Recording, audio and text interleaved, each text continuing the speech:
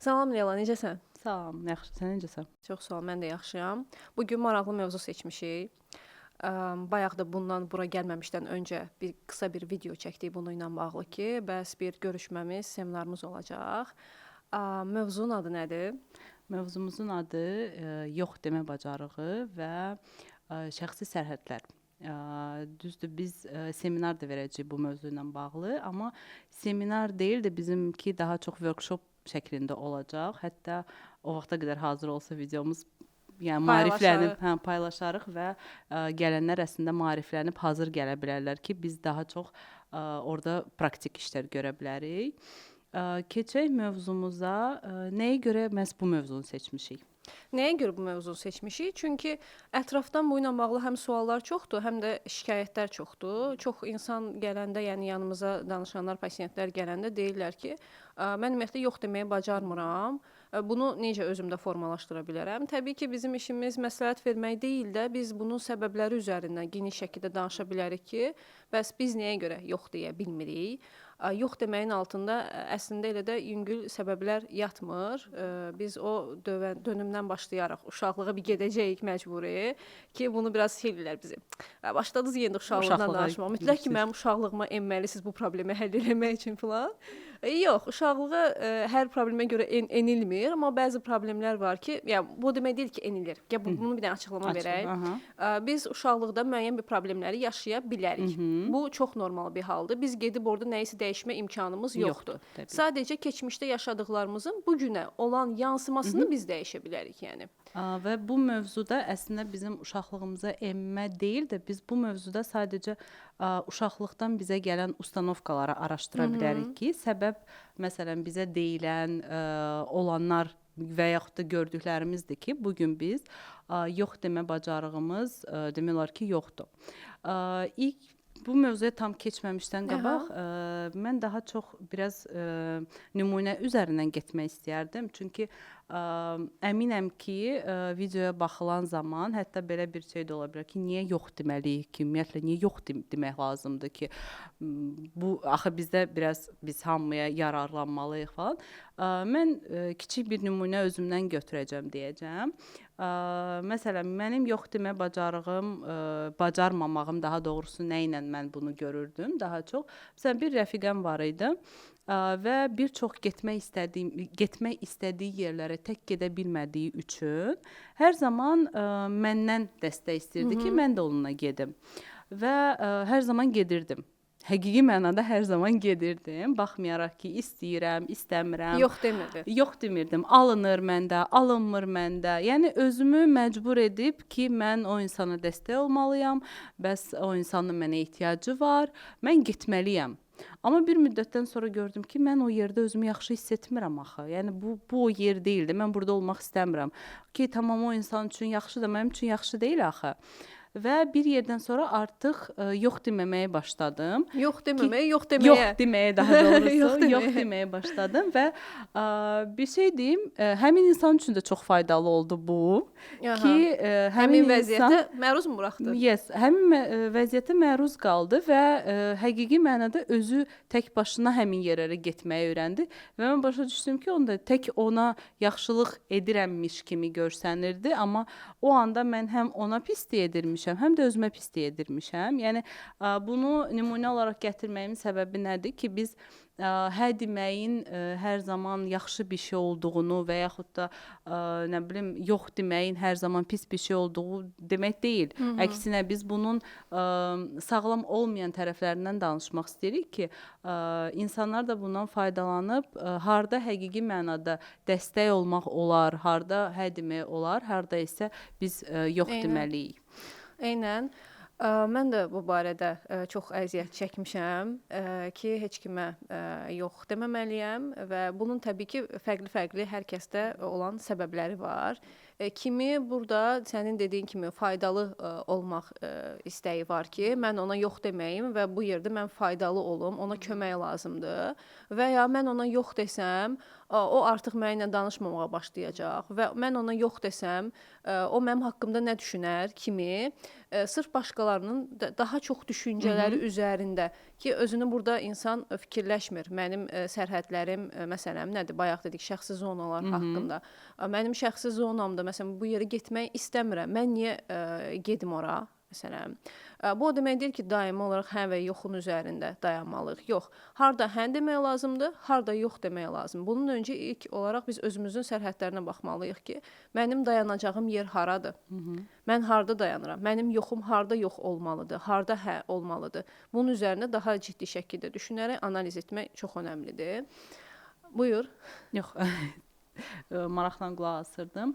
Ümumiyyətlə indi biz toxunacağıq uşaqlıq məsələsinə də ki, bu bir çox hallarda uşaqlıqdan gəlir və sənin dediyin kimi həqiqətən də bu faydalı olmaq, mənim haqqımda nə düşünərlər, mən özümü günahkar hiss edərəm ki, insanın mənə həqiqətən ehtiyacı var idi, mən onu yalnız buraxdım və bir də bir şey var, qarşı tərəfdən də təzyiq olunur bununla bağlı. Ki, burada manipulyasiyadan istifadə edir. Hətta mən uşaqlara belə bir şey öyrətmişdim. Ki, əgər kimsə sizə bir şey istəməmişdən öncə biz axı səninlə dostuq, dostlar axı belə edər və yaxud da ki, cümlələrlə başlayırsa və ya ümumiyyətlə cümlənin içində belə bir sözlər varsa, bilin ki, bu insan sizi sadəcə manipulyasiya edir və bu manipulyasiyaya getməyin. Ümid edirəm ki, bundan istifadə edirlər. Ki, həqiqi mənada bu bir manipulyasiyadır. Yəni, həqiqi dost heç bir zaman və yaxud da həqiqətən sizi düşünən, sizi önəmsəyən və sizi önəmsəyənin düşüncələrini yəqin ki, önəmsəməlisiniz. Yəni, orada anlayacaq artıq yox orada deyəndə anlayacaq ki, yox, bu insanın da bir işi var, alınmır, gələ bilmir, edə bilmir və yaxud da bu insanın mənə bir borcu yoxdur, məcbur deyil bunu etməyə. Burada əsas bir məsələ də ortaya girir, ünsiyyət məsələsi. Mən bunu özümü necə ifadə etməliyəm ki, qarşı tərəfdə məni anlasın. Yəni, kifayət qədər özümü ifadə etmə bacarığım varmı? Yəni, burada yox, mən gəlmirəm, mən gələ bilməyəcəm və onun alt səbəbini izah etmə bacarığı yoxdursa insanda, özünü çatdıra bilmirsə, ki, məsələn, mən ora gəlsəm özümü narahat hiss edəcəm. Əminəm ki, sən də orada mənim narahat olmağımdan narahat olacaqsan və gəlməsəm daha yaxşı olur və yaxud bugün özümü yaxşı hiss eləmirəm kimi кейs üzərindən getsin. Yəni, bu şəkildə ifadə eləmək daha doğru olar. Daha doğru olar.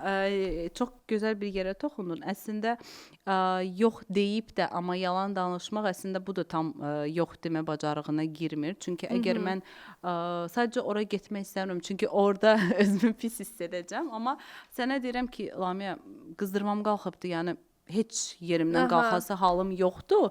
Yəni sənə yalan deyərək, yalan demək daha asan gəlir insanlara, nə ki həqiqətdə onu yaxşı hiss amma bu arada onun etdirməyim. da narahatçılığını yaşamağa başlayırsan ki, ayda birdən bilər, məsələn, harasa getməlisənsə artıq həmin yerə çıxmamalısan ki, birdən görər, xəbəri olar. Nə bilim, bir paylaşım edirsən, adətdir də bizdə harasa gedəndə paylaşım, artıq oradan paylaşım edə bilmərsən, çünki deyəcək, sənin qızdırman var idi axı. Necə oldu ora getdin? Yəni əslində bu yalan belə özü ilə bir yerdə digər narahatçılıqları gətirməyə başlayır ki, sənin dediyin kimi həqiqi mənada həqiqətən nə düşünürsən, nə hiss edirsənsə, onun üzərindən getməlisən, özünü ifadə etməlisən və burada ayıb və yaxud da pis bir şey yoxdur.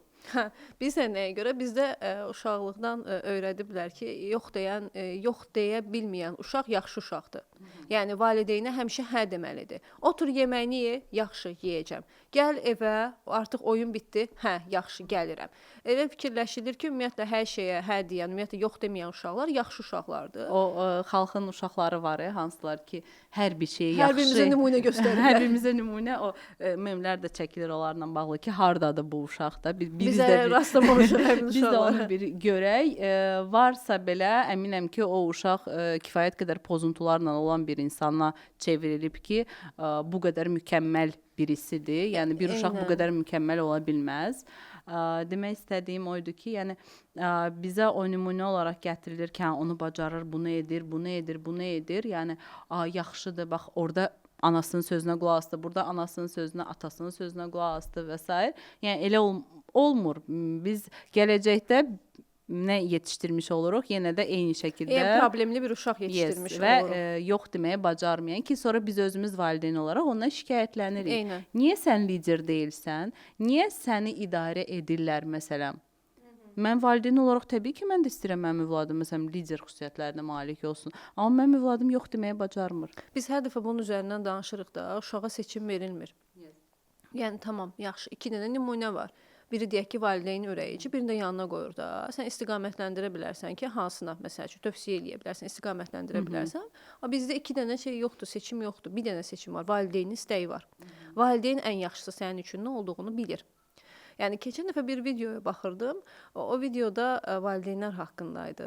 Deyir ki, mənim anam həmişə mənim üçün narahat olan bir və mənim üçün sevinən bir qadın idi, amma öz tərəfindən baxırdı məsələlərə. Heç vaxt həqiqi mənada burada mənim nə hiss elədiyimi düşünməyib. Yəni mənim üçün düşünməyib. Sadəcə öz narahatçılıqlardan yola çıxaraq qayğıkeş bir valideyn obrazına bürünüb və hər kəsə deyir ki, mənim valideynin səni sevir, səni ilə fəxr eləyir. Aldığı mükafatlara görə həmişə əsas məsələ aldığı mükafatlara görə. Əslində isə ana öz tərəfindən yanaşaraq məsələyə, uşağın oradakı və yaxud hal-hazırda böyümüş bir şəxsin hiss və duyğularından yola çıxaraq deyil də, sadəcə özünün düşüncələrindən yola çıxaraq.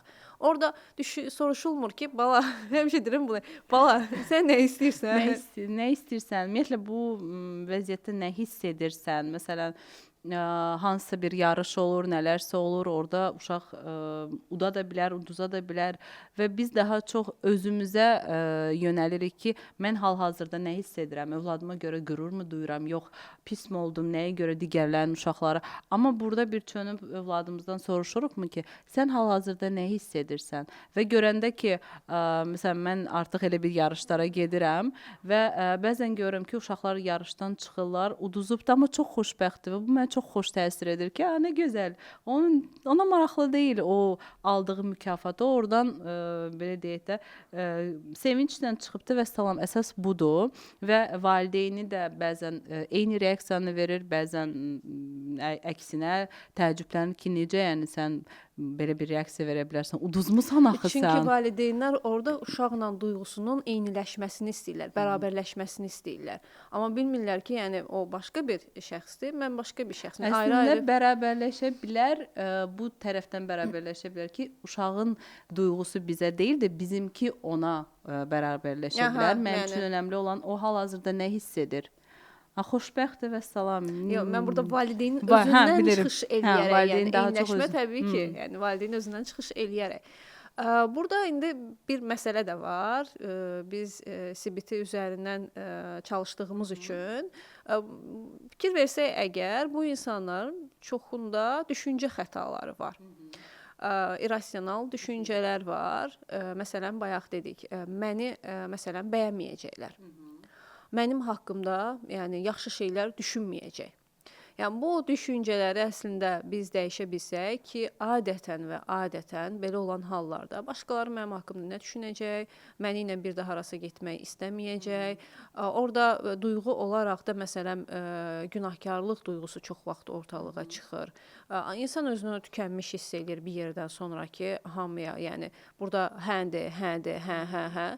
Çünki deyək ki, məsələn həmin günü işi var və o işləri görməlidir. Sənin bayaq çəkdiyin nümunədən rəfiqə gəlib deyir ki, bəs mən gəzmək istəyirəm, gəl gedək mənə ilə. Amma bilir ki, işi var ha burada ya.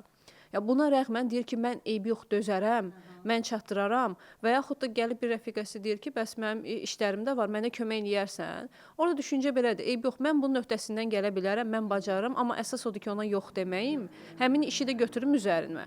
Belə olan halda ortaya nə çıxır? Stres, gərginlik, təşviş. Yəni o işlər alınmayanda da, məsələn öz işini təhvil vermə müddəti gəlib çıxanda, öz işini yaxşı şəkildə verməyəndə, əlbəttə ki, orada özünə qarşı güvən də aşağı düşəcək. Yəni bir dənə yox deməməyin baxsaq əgər nələri gətirib çıxara bilər. Amma özür istəyirəm, o özünə güvəni də məhz o tərəfdən doldurmağa çalışır ki, digərlərinə faydalı olum. Digərlərinə faydalı olduğum zaman, öz güvən biraz tamam, yaxşı hiss edir özünü. Düşünürlər ki, başqaları tərəfindən mən qəbul edilsəm, daha bəyənilsəm, onda öz güvənim də artacaq mənim. Halbuki biz öz güvəni deyirik ki, insan özünü tanımalıdır. Tanımalıdır və öz güvənin əslində digərləri tərəfindən bəyənilməklə heç bir əlaqəsi yoxdur. Daha çox insanın özü ilə əlaqəsi var.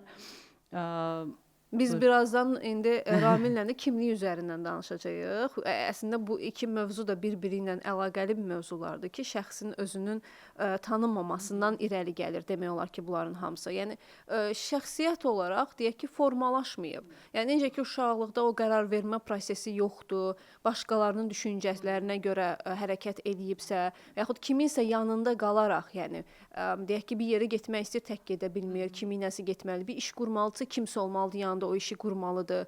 Tək bir düşüncəsini ifadə eləyə bilmir, ehtiyacı var ki, kimsə ona dəstək olsun. Yəni nəticədə gəlib bunlara, yəni çıxarması. Buradan nə demək istəyirik? Məsələn, həmin Buradan bir şey də əlavə etmək istəyirəm. Hər zaman hə deyən insanlar əslində bir yerdə bu belə deyək də qurban formasına çevrilir və əgər mən sənə hər zaman hə deyirəmsə, sabahsı gün mən səndən nəsə istəyirəm, sən mənə yox dediyin zaman burada bir partlayış baş verməyə başlayır. Ki necə, yəni mən özümü sənə qurban vermişəm, lazım olub, olmayıb, yəni alınıb, alınmayıb, mən sənin üçün hər bir şey etmişəm. Yəni buradan da başqa bir tərəfə keçirik əslində. Ki insan özünün zamanında yox deyə bilməməsinin nəticəsində əslində bu şeyləri nəzərə almadığı üçün özü indi digərinin bunu etdiyi üçün, bacardığı ona üçün artıq yox deyiləndə artıq onu günahlandırmağa başlayır ki və bu günahlandırmadan qorxduğu üçün də hər zaman hə deyir ki, məni heç kəs günahlandırmasın, mən hər zaman çox düzgün, hər kəsə kömək edirəm, amma eyni halda da mən hər kəsdən kömək gözləyirəm. Yəni bu da var. Mən də gözləyirəm köməyi. Və yox deyiləndə də orada qurban psixologiyasına girir ki, mən hamıya kömək elədim. Mən o istədiyi hər şey eləmişəm də. O niyə mənə yox deyir ki? Çünki ona görə yox deyir ki, orada onu istəmir etmək, yəni. Özünü ifadə eləyə bilir. Yəni bu o demək deyil ki, sən hər kəsə hə eləyəcəksən, o da sənə eyni şəkildə yəni hə eləyəcək. Yox. O bilir harda nə hə demək lazımdır, harda yox demək lazımdır. Bu arada əgər psixoloji pozuntulara toxunsa, əgər ən çox biz sosial fobiyada belə bir hallara rast gəlirik. Utancaq şəxsiyyət pozuntusunda bu hallara rast gəlirik. Özgüvən aşağı olduğu halda da bu insanlarda o yox demə bacarığını inkişaf etmədiyini görə bilirik. Yəni bir dənə yox deyə bilməmək sadəcə bir simptomdur. Necə ki, o tükənmişlik üzərindən danışılır ki, tükənmişlik də eyni şəkildə də yox deyə bilməmə bacarığı sadəcə həmin o pozuntunun bir simptomu olaraq ortaya çıxır. Yəni burada təbii ki, uşaqlıqdan bir tərəfli olaraq indi yox demə bacarığının formalaşmaması üzərindən danışdığımız halda digər məsələlərdə də o insan inkişaf etmir və həyatının müəyyən sahələrinə yansıdığı üçün bir pozuntuya, toplu bir pozuntuya çıxa bilər. Yəni belə baxanda məsələn kənardan baxsaq belə kiçik bir şeydir də, yox deyə bilmirəm kimi. Nə var ki burada? Lap da ki deyə bilmirəm də bundan yaşayım. Amma əslində biz də görürük ki, araşdırdıqca üzə çıxır ki, bizim bu bir dənə yox deyə bilməməyimizin altında nə qədər səbəblər yatır və bu haralara gətirib çıxarır. Mən bir balaca uşaqlıq tərəfinə də toxunmaq istəyirəm ki, biz bunu çox görürük, mən çox müşahidə edirəm. Adi mağazaya belə girəndə valideynlərlə uşaqların arasındakı münasibətlərə baxıram. Artıq özümdən asılı olmayaraq və bu yox deməməyin bizdə belə bir adət var da. Əgər kimsə səndən nəsə istədisə, sən onu mütləq paylaşmalısan. Mütləq şəkildə paylaşmalısan. Yəni başqa bir variant düşünülmür belə. Və eyni şəkildə də məsələn bir parkdasan, bir uşaq sənin oyuncağını istədi, sən ona yox deyə bilmərsən. Sən mütləq şəkildə verməlisən. Sən bununla oynayırsan belə, sən övladına deyəcəksin ki, yox, yaxşı deyil. Ver oynasın, qaytarar sənə. Və biz bununla çox rastlaşırıq. Evdə eyni şəkildə. Biz şəxsi zonalardan danışdıq da. Məsələn, uşağın öz şəxsi zonası var. O şəxsi zonası da onun oyuncaqlarıdır, onun əşyalarıdır. Əgər otağı varsa, onun otağıdır. Və bugün kimsə rahat şəkildə onun otağına gələ bilirsə, onun oyuncaqlarını, onun əşyalarını icazəsi olmadan, hətta bu valideynə də aiddir. Bilməm, eşitmişsən yox? Məsələn, valideynlərin ən sevdiyi söz nədir? Bunları yığışdırmasın, tullayacam. Təhdid. Təhdidlər. Cəzalandırma bu yəni. cəzalandırmadır, amma bu da şəxsi zonasına girir axı. Çünki bu əşya onundur. Bunun üçün digər pozitiv metodikalar kifayət qədər pozitiv metodikalar var. Sadəcə belə bir şey var da pozitiv metodikalarda. Onları bir müddət işləməlisən, onların üzərində dayanmalısan, sistematik getməlisən. Amma təhdid nədir? Ən asanıdır. Dedin, Qorxu elədi. qorxu psixologiyası Bəli. üzərindən adətən ailələrdə uşaqlar tərbiyə edilməyə çalışılır. Qorxu ilə tərbiyə edilməyə çalışılır. Çünki digər tərəfə onlara çox çətin gəlir. Sanki belə bir şey də deyirlər, mən də qorxutmasam eləməyəcək axı. Yəni bunun yolu budur. Eləyirəm. Belə astadan deyirəm, belə deyirəm, eləmir bunu. Mən mütləq ki, burada qorxutmalıyam ki, o bunu eləsin. Bunu üzərindən danışaq. Bir də mən şey demək istəyirəm, o sadaladıqlarını şəxsi zona deyirik. Eyni şəkildə də qoy əmi səni öpsün məsələsi var. Qoy xala səni öpsün məsələsi. İcazə ver xala səni öpsün. Öpmürsə də zorla götür uşağı öpür. Öpür, hə. İnsan rayondan gəlib, nə bilim falan yerdən gəlib, nə bilim ad gününə gəlib səni. Tamam da, amma mən istəmirəm məni öpsün. Orada artıq o uşağın tamamilə şəxsi zona qoyduq, intim zonasına daxil olur. O uşaq icazə vermirsə və biz o uşaqlarda daha çox təhlükəlidir. Biz sabah onları qorumağımız daha təhlükəli olur ki, o uşaqlar sabah yox deyə bilmir. Kənardan bir nəfər gələndə, onları qucaqlamaq istəyəndə, öpmək istəyəndə artıq orada bir yox deyə bilmir. Çünki olmaz. Çox qəşəng yerə toxunursan burada. Çünki gələcəyinə. Məsələn, belə bir nümunə çəkək. Çox bir şiddətli, ağır bir nümunə ola bilər. Məsələn, bir qadının təcavüzə uğrayır və orada iddia edilir ki, qadın burada yox demədi. Yəni o demək yox demədisə, o da razıdır buna. Və ya qarşı durmadı. Yəni fiziki olaraq qarşı durmadı. Yəni fiziki olaraq qarşı durmadığı üçün demək o da buna razı idi. Halbuki araşdıranda altında tamamilə başqa səbəblərin, hansı ki o uşaqlar var. Qoy səni öpsün, qoy səni qucağına götürsün, qoy sənə toxunsun. Yəni digər ölkələrlə müqayisə aparsaq, bizdə burada deyək ki, Türkiyədə, Azərbaycandır. Biz şeyi çox xoşlayırıq. Ünsiyyətdə təması çox xoşlayırıq. Yəni birimizi qucaqlamağı, toxunmağı, etməyi. Amma uşağa bir yerdə o sərhədlər öyrədilmir ki, bax mən belə səndən icazə almalıyam, yəni müəyyən bədənində hissələr var. O hissələrə toxunmaq olmaz, uşağa öyrədilir. Mən səndən belə icazə almalıyam ki, onlar bunu şey eləyək. Ümumiyyətlə indi biz uşaqları deyirik. Məncə bu bir maarifləndirmə olmalıdır ölkə üzrə. Çünki bu mənim həqiqətən çox yaralı bir yerimdir. 2 uşaq anası olaraq. Çünki gedirsən uşaqla harasa, yəni fərqi yoxdur. İnsanlar çox rahat şəkildə uşaqlara toxunurlar. Çox rahat şəkildə və yaşına baxmırlar ki, məsələn, bu uşağın neçə yaşı var, bu uşaq bunu istəyir. Məsələn, mən bir tanışımla, kimlənsə görüşdüyüm zaman, balaca bir uşaq olursa, mən uşaqdan soruşuram. Onlar məsələn, bəzən onları uşağı qucaqlamaq istəyir. Deyirəm, onlar səni qucaqlayım, onlar səni öpüm ki, o icazəni o mənə versin. İnsan kənardan gəlir, məsələn, mənim oğlumun başına gəlibdi. Kənardan tanımadığımız bir insan yoldan gedir, başını belə sığalladı, keçdi. Çönübdür ki, niyə mənə belə elədi? Deyirəm, okey. Elədi, yanında olan vaxtı dinən istəmirəm. İcazə vermə. Kənardan təbii ki, bu biraz aqressiv davranış kimi görsənə bilər də, amma mən onunla övladımı qorumuş oluram. Çünki sabah başqa mən yanında olmadığım zaman, kimsə belə bir davranış sərgilədiyi zaman o yox deyəcək. O mübarizə aparacaq, qışqıracaq, nələrsə edəcək ki, mənə toxunurlar. Mənə nəsə əlavə bir söz deyirlər ki, bunu biz indi deyə bilərik ki, yox, biz övladlarımıza öyrəndirik ki, məsələn, kimsə sizə toxunsa, icazə verməyin. Amma öyrətməklə, teoretik öyrətməklə, praktik öyrətmək, davranışsal tam fərqli bir şeydir. Mən davranışsal bunu öyrətməsəm, göstərməsəm nümunə olaraq, o onun üçün heç bir şey ifadə etmir. Çünki uşaqdır, uşaq sənin sözünə baxmır, uşaq davranışa baxır. Davranışdan öyrənir ki, yəni mənə bunu desə də özü bunu eləyir mənim yanımda və yaxud mənə də yox desə də, amma icazə verdi o əmiyə ki, orada şey olaraq da qalır ki, aha, mənim anam ancaq yox deyəndə atam hər yerdə hə deyir. Orada da uşağın artıq düşüncələri bulanıqlaşmağa başlayır ki, harda hə deməliyəm, harda yox deməliyəm. Orada da nizam-intizam pozulur. Yəni iki valideyn fərqli-fərqli fikirlərdə olanda, yəni bu şəkildə onun düşüncələri qarşılaşır.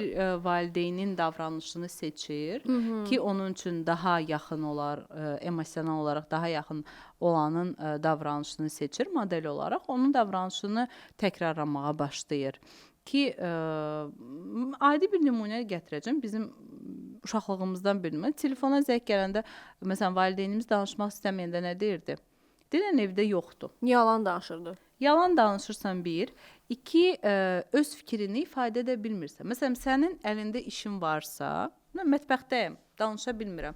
Deyə bilərsən ki, balam, denən ki, hal-hazırda mətbəxdədir, sonra özü yığar. Artıq uşaq həm sənin özünü ifadə etməyini görür, həm də ki, yox deməyini görür ki, sən yox dedin burada.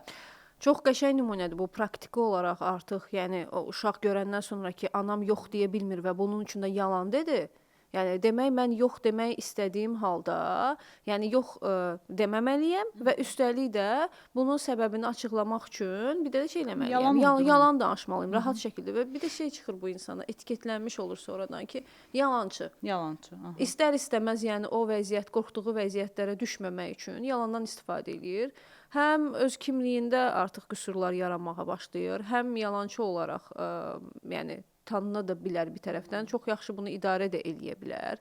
Yəni hər tərəfli bir dənə yox demə, bilmə bacarığının olmaması hansı fəsadlara gətirib çıxarır.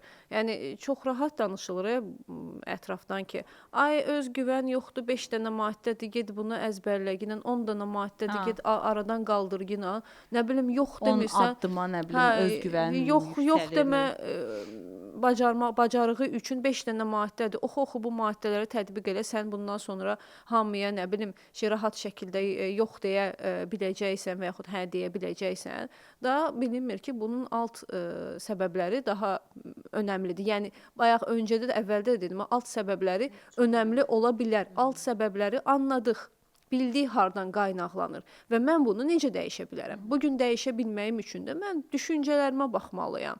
Mən nə düşündüm? Yəni burada mən ona yox deyə bilmirəm. Bunu nəyə görə deyə bilmirəm? Sual vermək lazımdır. Nəyə görə deyə bilmirəm? Ağlımdan nə düşüncə keçir? Narahat hiss elədim özümü. Belə olanda özümü narahat hiss edirəm. Keçən dəfə də Rami ilə danışırdıq bu haqda ki, insanlar ancaq duyğularını dilə gətirirlər. Düşüncəni gətirmirlər. Düşüncəni demirlər ki, mən belə düşünürəm. Amma mən çox narahat hiss edirəm. O indi tək özü gedəcək, sonra başına bir hadisə gələr. Hətta indi sən də bilirsən, biz məsələn CVT ilə işlədiyimiz üçün düşüncəyə gəldiyimiz zaman məsələn duyğuları ifadə etdi. Əla, möhtəşəm şəkildə bütün duyğularını ifadə etdi. Soruşanda ki, bəs burada nə düşündün? Artıq bir dərin düşüncəyə gedir ki, mən nə düşünmüşdüm, bilmirəm. Və hətta tapşırıq olaraq mən bir çox hallarda da verirəm ki, məsələn, bunu yaşadığınız zaman duyğunu tamam bildiniz, düşüncəni yazın. O anda düşüncəni tutun, nə düşündünüz? Ki, biz həqiqi mənada düşüncənin işimiz yoxdur. Ancaq duyğular üzərindən gedirik. Tamam da duyğular hardan gəlir bizə? Niyə biz eyni şeyləri yaşayırıq? Məsələn, səndən eyni şeyi yaşadıq, amma duyğularımız fərqlidir. Demək ki, məsələ duyğuda deyil. Sən başqa bir şey düşündün bu hadisə üzərindən, mən başqa bir şey İkimiz də özümüzü narahat hiss eləyə bilərik, amma iki narahat hiss eləmənin altında fərqli düşüncələr yata bilər. Çünki düşüncə önəmlidir. Orada dediyimiz odur ki, düşüncəni də tapdın. Yenə də bu okey deyil. Yəni orada düşüncəni dəyişmək lazımdır. O düşüncə sağlam düşüncədirmi? Məsələn, deyirsən ki, mən narahat olacağam ki, o tək gedəcək ora. Sən niyə görə bunun üçün belə bir narahatçılıq yaşayırsan? Yəni ağlın nə düşüncə keçir? Əslində onun üçün narahat olduğunu dilə gətirsə də alt mənada deyər ki, məsələn, Lamiyə baxı, yəni hər dəfə gəlir deməklə bu dəfə gəlmədi. Görəsən niyə gəlmir? Birdən mənim haqqımda belə fikirləşər. Burada da bir söhbət bitir, gerisini analiz aparılmır üzərində, dayanılır. Halbuki, yəni istəmir. Və ya məsələn, biz deyirik, mən kiməsə görə narahat oldum. Görürsən necə geyib çıxacaq evə? Yaxşı, rahat geyib çıxacaqmı, çıxmayacaqmı? Əslində düşüncə olaraq mən səni düşünürəm. Amma bunun altına baxsaq, əslində mən tam da səni düşünmürəm. Mən özümü düşünürəm ki, sənin başına bir iş gəlsə, burada günahkar mən də yəqin olacağam. Çünki sən bura mənə görə gəldin. Adətən və adətən burada əsas özümüzü fikirləşirik çox vaxt. Yəni indi dəyişir, təşvişin yönünə, istiqamətinə görə dəyişir, amma çox vaxt özümüzü düşünərik və bunu dilə gətirməyi heç də xoş deyil. Hətta İnsanlar dilə gətirmək bir yana qalsın, düşüncəsini belə özümüzdən kənar buraxırıq. Aha. Məsələn, çünki biz bu düşüncəni tapmaq üçün məsələn suallar veririk və o cavabı oradan çıxarmaq çox çətin olur. Çünki insan özü bunu qəbul etmək istəmir ki, yox, mən özümü fikirləşmirəm. O anda səni fikirləşirəm. Bizdə belə bir şey var da, onsuz da. Sən özünü düşünürsənsə, sən yaxşı insan deyilsən. Sən özünü ağıllı deyirsənsə, ağıllı, yəni niyə özünü ağıllı hesab etməlisən? Yəni o yaxşı olan şeylər var. Sənin özündə keyfiyyətlər olsa da, o keyfiyyətləri dilə gətirmək belə utanc olaraq, yəni utanılacaq bir şey olaraq göstərilib bizə ki, bunları dilə gətirməyinə. Yəni lazım deyil.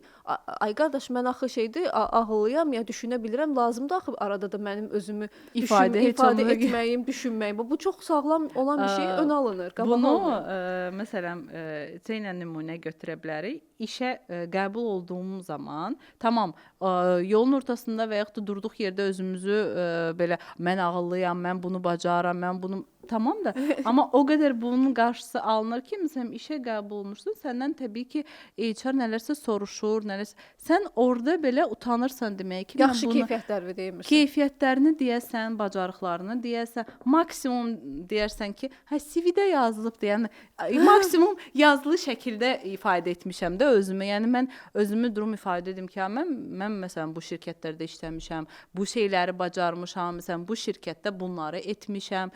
Mənə görə məsələn bu şirkət burdan bura necə mənə görə? Mən kiməm ki, mənə görə burdan bura gəlsinlər? Və həqiqətən də seviniləcək yerlərdə də həmin insanlar sevinə bilmir. Bir uğur əldə edəndə o onu şeyləmir.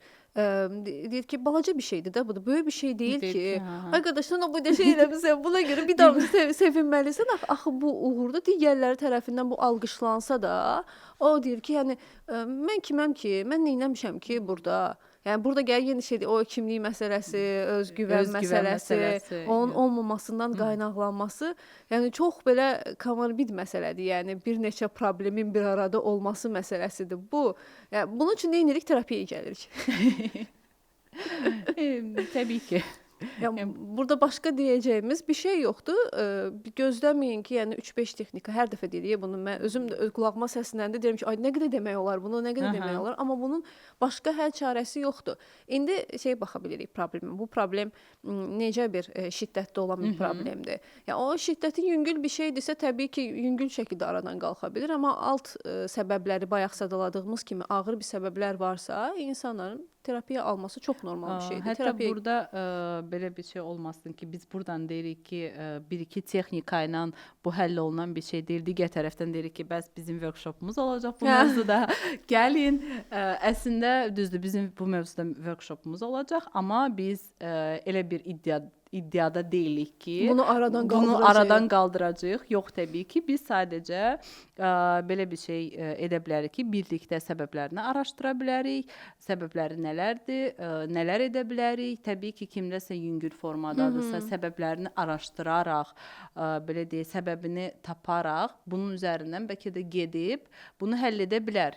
Kimsə bunu həll edə bilər, kimdəsə sən dediyin kimi daha şiddətli şəkildədir, daha dərindirsə, daha uzun müddətlidirsə və s. təbii ki, onun terapiyaya ehtiyacı olacaq. Amma ən azından terapiyaya gəldiyi zaman belə artıq niyə gəldiyini və bunun altına belə deyək, terapiyanın bir-iki addımını öncədən atmış kimi olacaq. Bu da hazırlıq mərhələsi kimi deyə bilərik buna. Aha, bu da çox faydalıdır əslində ki, biz adətən terapiyada nə edirik? Bunların hamısını yavaş-yavaş araşdırırıq və s. və daha sonra keçirik həll yollarına. Burada artıq həll yollarına praktiki işlər, həmin vəziyyətlərə, xüsusən də bizim ən məşhur texnika məruz buraxmaq texnikası, həmin vəziyyətləri insan hazır hiss eləyəndə həmin şeyə özünü məruz buraxması. Yəni asta-asta o kiməsə ümumiyyətlə yox deyə bilmirsə, bir dəfə ona yox deməyə çalışması kimi məsələn. Bu çox önəmlidir. Mən heç də asta-asta etmədim, amma bu mənim şəxsi nümunəmdir. Bunu heç kəs öz üzərinə götürmür. Çox harddır. Çünki mən özümə söz verdim, yəni bayağı bir söz verdim və o sözün üzərindən getdim ki, bu arada məsələn mən söz verdim deyəndə, mən özümə belə bir söz vermişdim ki, istəmədiyim yerlərə və yaxud da istəmədiyim insanlarla görüşməyəcəm. Təbii ki, bu %100 belədir. Yox. Məsələn, mən deyək ki, bugün işə getmək istəmirəm. Mən deyə bilməm, amma mən özümə söz vermişəm, getmək istəmirəm. Və ya müdirə belə bir mesaj yazırsan da, mən alınmır, bugün gəlmirəm. Bax, burada şey çox önəmlidir ya. Bizim müəyyən gündəlik olaraq elədiyimiz şeylər var, hansı ki, onları onsuz da etməliyik. Məsələn, işə durub getmək kimi və yaxud səhər durub əl üz yumaq kimi. Burada xüsusi bir duyğuya, hazırlıq prosesinə ehtiyac yoxdur. Səhər durursan, yemək yeyirsən, əl üzünü yumalısan, ümumiyyətlə yuxudan durmalısan. Məsələn, bu çox normal ediləcək bir şeylərdir də. Yox, mənə hər şeydir. Keyfim istəmir. Bugün gec durmaq istəyirəm.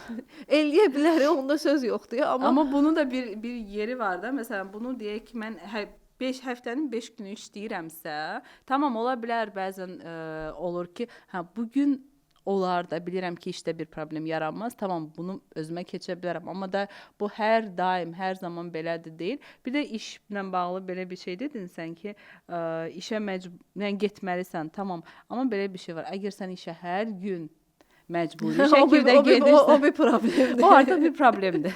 Burada artıq bir başqa bir problem çıxır ki, bu problemin üzərində işləmək lazımdır ki, mən niyə bu işə... Xanım, sizdən sonra mən işdən çıxacağam. Niyə mən bir işə hər gün yəni bu şəkildə gedirəm və o sorğulanacaq bir şeydir.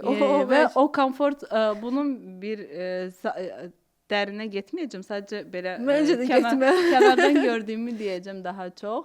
Bunun bir də komfort zonadan çıxmaqla əlaqəsi çox var ki, insanlar bəzən sadəcə o komfort zonadan çıxmaqdan qorxduqları üçün o məcburiyyəti illərlə yaşaya bilərlər. Eynən. O komfort zonu üzərindən danışmışıq, bir videomuz var. Nə olsun, indi keyfiyyətli çəkiliş deyil, amma arada baxa bilərlər yəni. Getdikcə biz axı başlayanda demişdik, getdikcə daha da yaxşı olacaq. Yaxşı olacaq, yaxşı olur da. Okay. Məncə bu qədər kifayətdir. Daha çox öyrənmək istəyənlər biz workshopda gözləyirik, hə? Hə, həm workshopda gözləyirik, həmçinin də yəni gələcəyinə də başqa fəaliyyətlər eləyə bilərik bununla bağlı. Dediyimiz kimi bu elə bir məsələdir ki, sadəcə bir simptom olaraq biz buna ələ ala bilərik. Altında fərqli problemlər yata bilər. Və bunun üçün də əgər özünüzdə bu şeyləri gördünüzsə və bildinizsə ki, bu əslində mənim xarakterimdən əlaqəli deyil. Xüsusən insanlar o pozuntulardır, problemlərdir, hər şey öz xarakterlərinə əlaqəlidir. Kənardan da belə bir şey olaraq təzyiq olunur ki, bu sənin xarakterin, onsuz sən uşaqlıqdan belə idin də. Kimi bunun fərqinə varandan sonra, bu video izləyəndən sonra ki, bu mənim xarakterim deyil, bu bir problemdir. Hə, onda yaxşı psixoloqa gedin. Tam mövzuya bəlkə əlaqəlidir. Bunu əlavə eləmək istəyirəm. Bu psixoterapiya ilə bağlı irrasional düşüncə ki, mən niyə gedim psixoloqa? Psixoloq mənim xarakterim onsuz da dəyişə bilməyəcək ki, güya psixoloqa gəlirsəm, psixoloq xarakter dəyişir və mənə bu cümləni deyən insanların hamısını maarifləndirməyə çalışıram. 7-sində nəsənsə, 77-sində də olacaqsan. Dəyişməyəcək ki, o da bir tərəfdə təlqin edilir ki, dəyişməyəcəm ki, mən niyə gedim? Zaten bu inançsızlıq varsa, onsuz da alınmayacaq. Başqa deyəcək sözünüz var? Başqa deyəcək sözümüz odur ki, özünüzü qoruyun, övladlarınızı qoruyun. Xüsusən də uşaqlar üçün. Onları qoruyun. Valideyn olmaq çox məsuliyyətli bir şeydir. Özünüz yaşadıqlarınızı çalışın ki, onlar yaşamasınlar. Belə. Məndən bu qədər. Məndən də bu qədər. Görüşərik. Görüşərik. Özünüzə yaxşı baxın. Sağ olun.